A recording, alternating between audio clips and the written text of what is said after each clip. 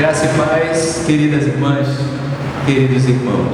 Este é um domingo especial, todos são, e hoje é especial porque é o domingo da Ascensão do Senhor.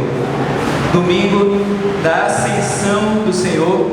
O texto que vamos ler encontra-se em Atos, capítulo 1, versículos 1 a 11. Lá se vão 40 dias que Jesus ressuscitou, as palavras da Escritura, todas elas explicou, porque era necessário tanta dor, tanto sofrer, para no final da luta a vitória acontecer, para no final da luta a vitória acontecer.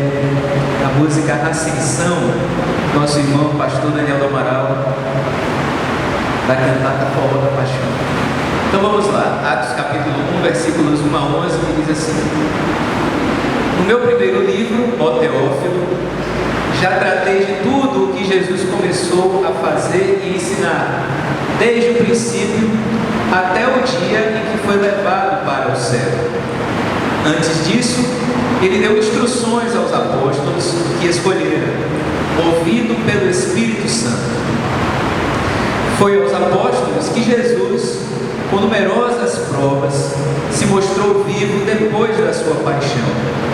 Durante 40 dias, apareceu a eles e falou-lhes do reino de Deus.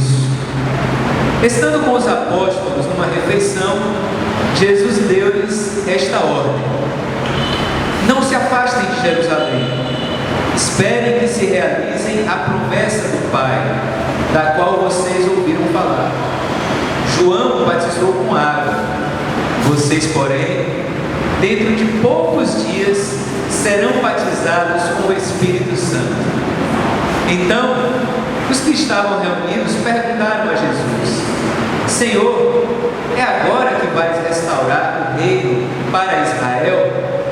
Jesus respondeu: Não cabe a vocês saber os tempos e as datas que o Pai reservou à sua própria autoridade, mas o Espírito Santo descerá sobre vocês, e dele receberão força para serem as minhas testemunhas em Jerusalém, em toda a Judéia e Samaria e até os extremos da terra. Depois de dizer isso, Jesus foi levado ao céu à vista deles, e quando uma nuvem o cobriu, eles não puderam vê-lo mais. Os apóstolos continuavam a olhar para o céu, enquanto Jesus ia embora. Mas de repente, dois homens vestidos de branco apareceram a eles e disseram: Homens da Galileia, por que vocês estão aí parados, olhando para o céu? Esse Jesus, que foi tirado de vocês e levado para o céu, virá do mesmo modo com que vocês o viram partir para o céu. Amém.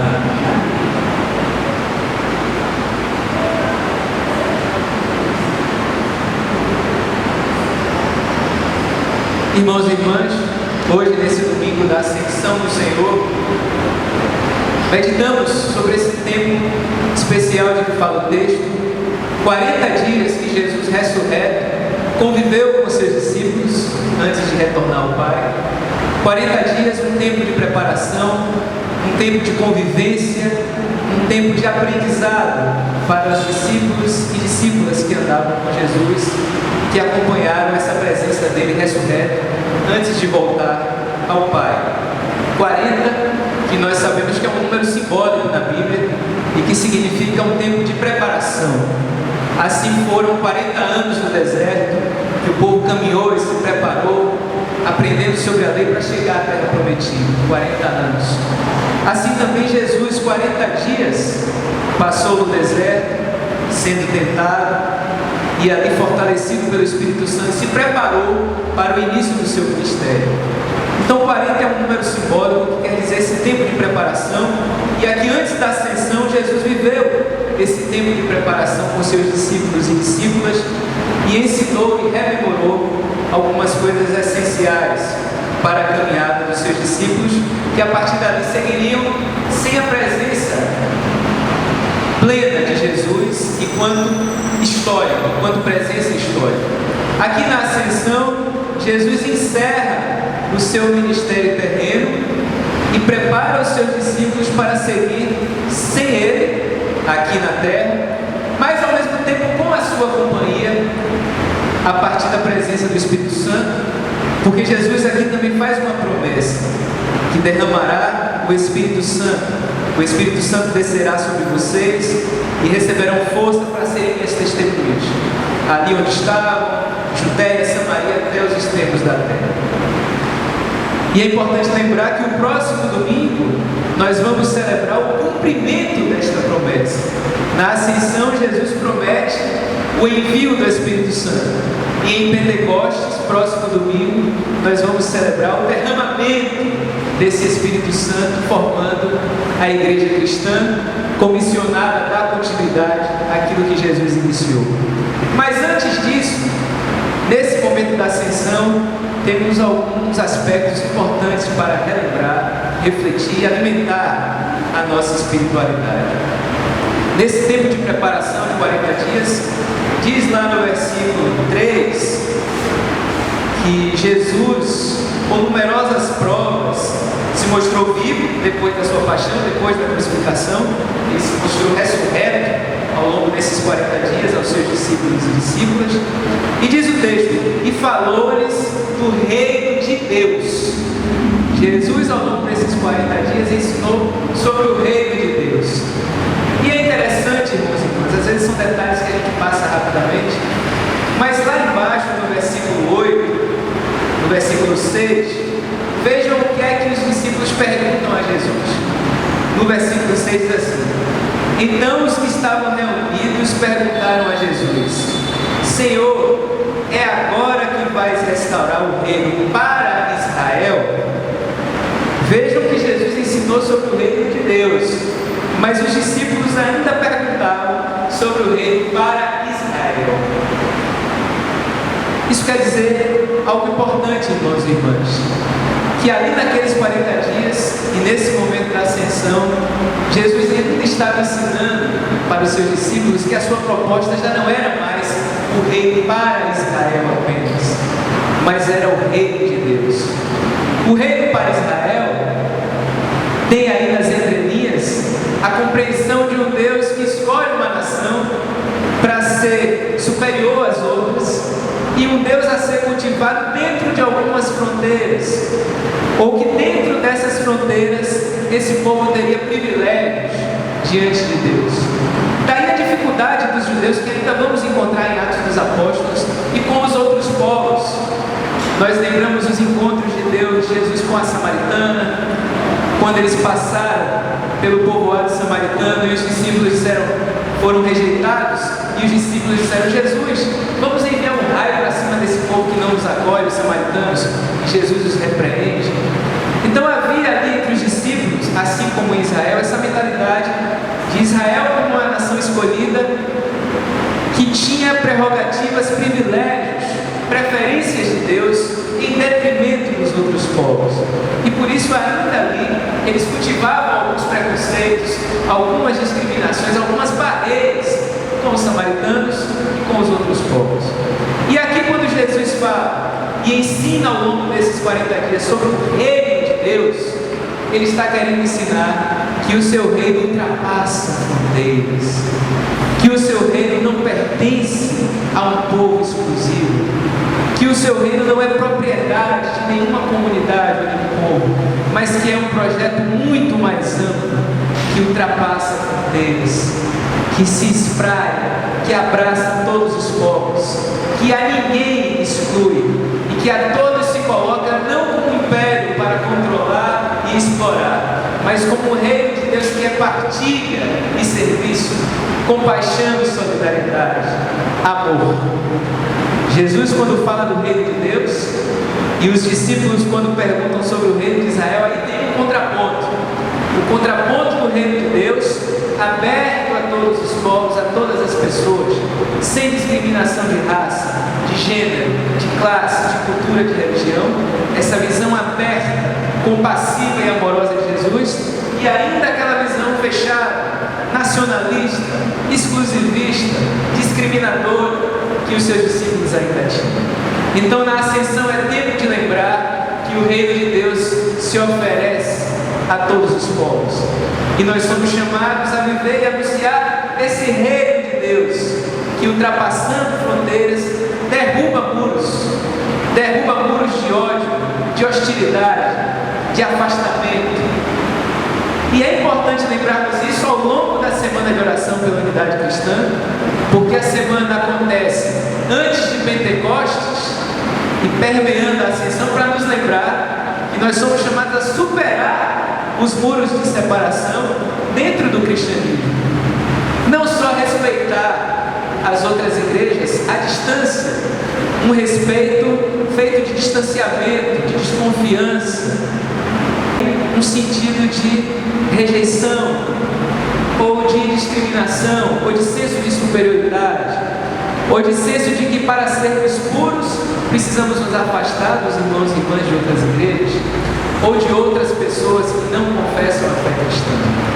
É tempo de perceber que Jesus Cristo derruba barreiras e estabelece no Espírito Santo pontes que nos aproximam, que nos irmanam, que nos chamam a viver um respeito de aproximação, de visitação, de hospitalidade, de comunhão.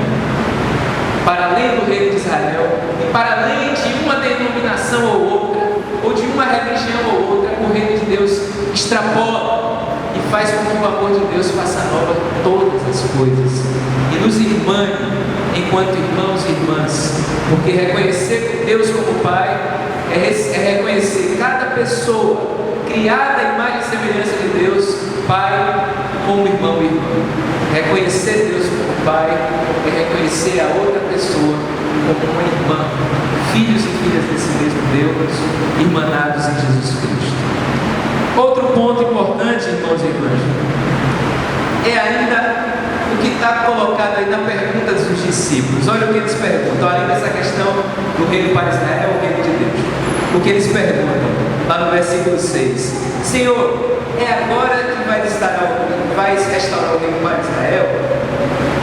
Vejam, é agora que vais restaurar o reino para Israel?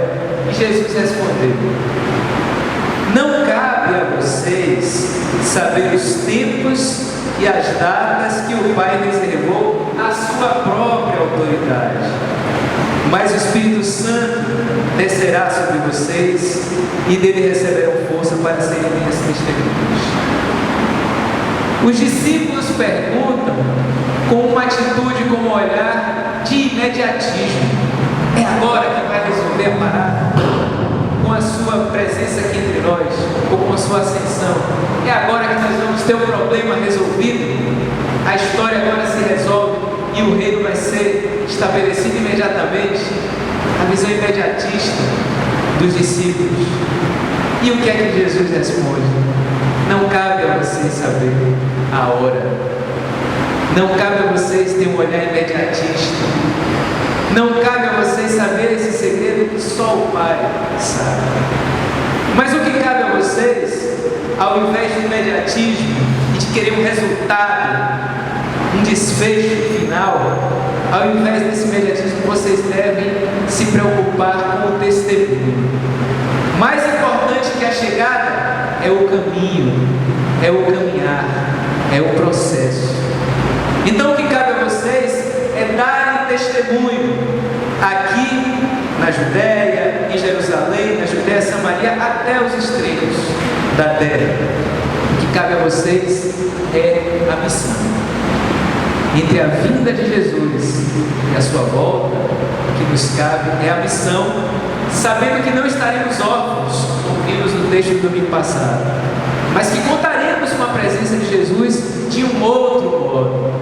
A ascensão não é um tempo de despedida pura e simplesmente, é um tempo de mudança de relação com Jesus, em que Ele encerra a sua missão terrena, mas não nos deixa desamparados, porque aqui Ele vai prometer o Espírito Santo, o advogado, o consolador, o Espírito que moveu Jesus e agora vai ser derramado por Jesus em Pentecostes para dar essa força, para iluminar, para fazer lembrar, para dar coragem, para encher de entusiasmo e alegria, e assim a sua comunidade, a igreja, dar continuidade àquilo que Jesus começou. Então, no lugar do imediatismo, o que Jesus nos chama é ao testemunho na força do Espírito Santo.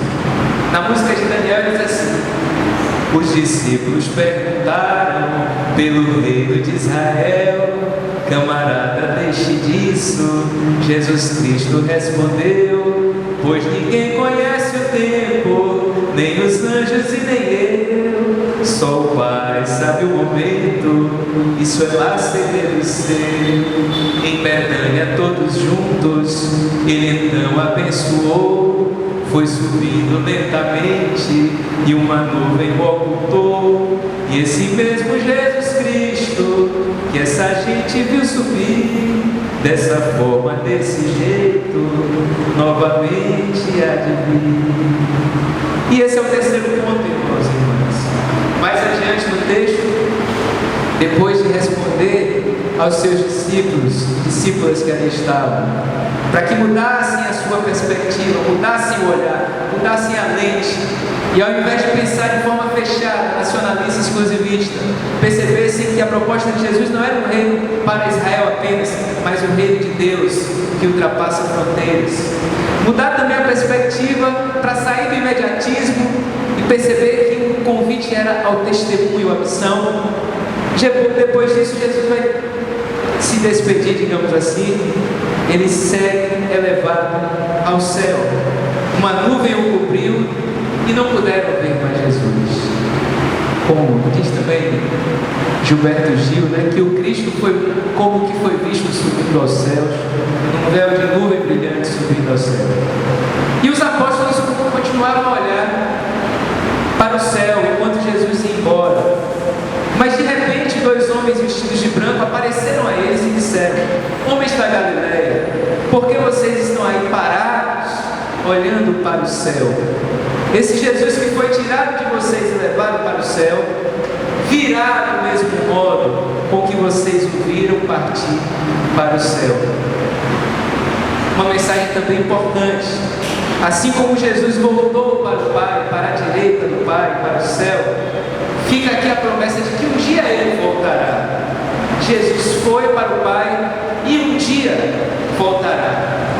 E entre esse intervalo da volta de Jesus para o Pai e da sua vinda num dia que não nos cabe saber, como disse Jesus aqui antes, entre a vinda de Jesus e a sua volta, mais uma vez, fica a missão.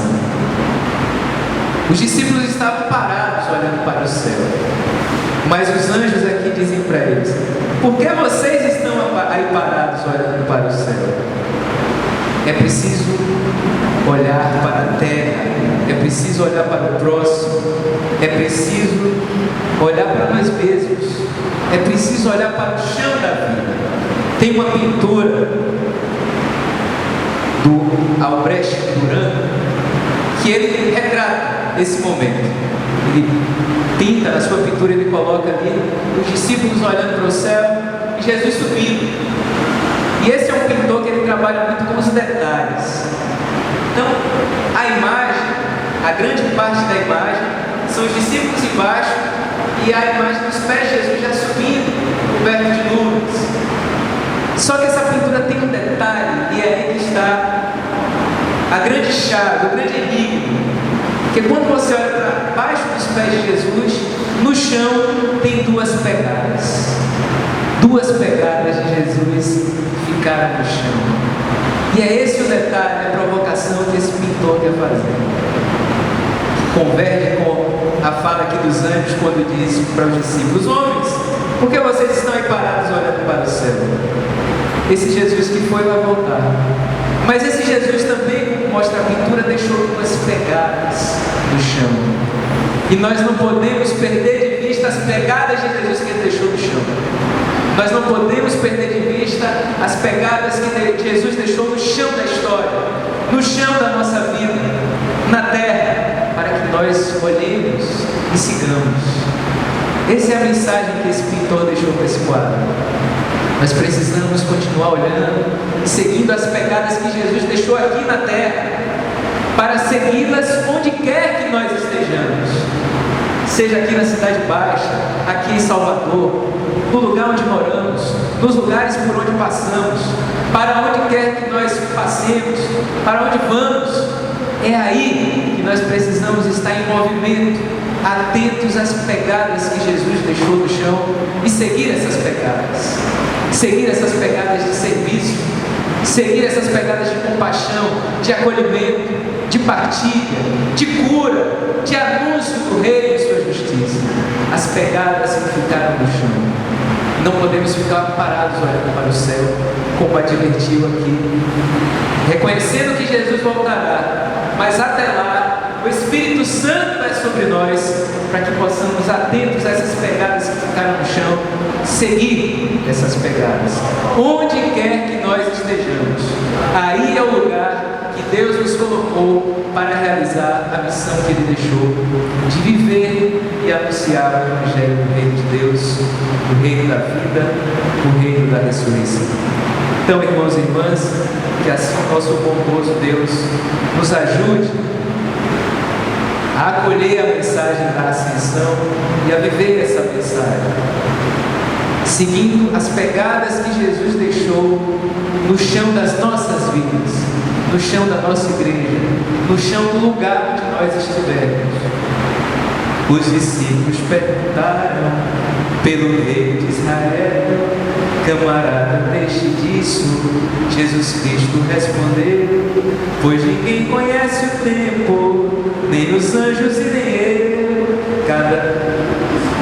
Só o Pai sabe o momento, será segredo seu. E para fechar, cada um de seus discípulos recebeu uma missão de levar ao mundo inteiro, raça, povo e nação, a notícia do Evangelho, ensinar e viver o seu amor, batizando quem confesse: Jesus Cristo é o Senhor. Que o nosso bondoso Deus nos ajude. Amém.